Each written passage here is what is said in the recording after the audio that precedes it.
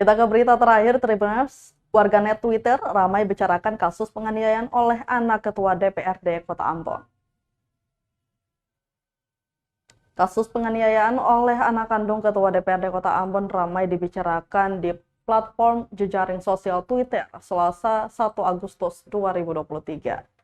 Salah satunya dari akun @heralobes yang cuitannya dibagikan 3.579 kali dengan 500.099.000 kali penayangan.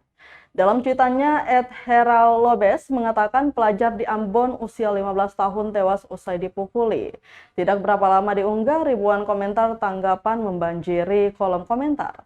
Mulai dari kecaman hingga ungkapan sungkawa terhadap keluarga korban yang ditinggal.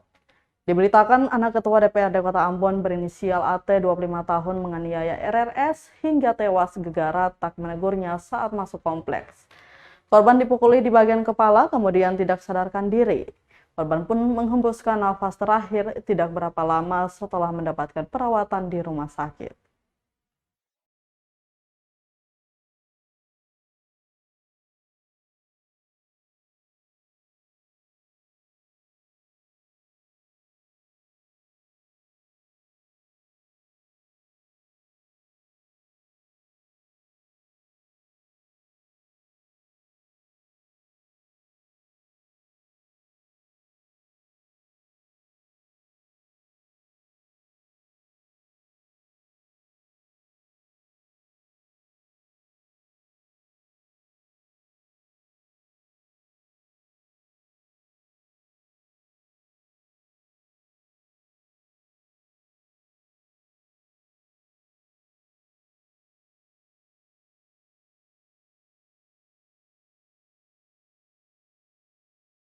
Terima kasih sudah nonton.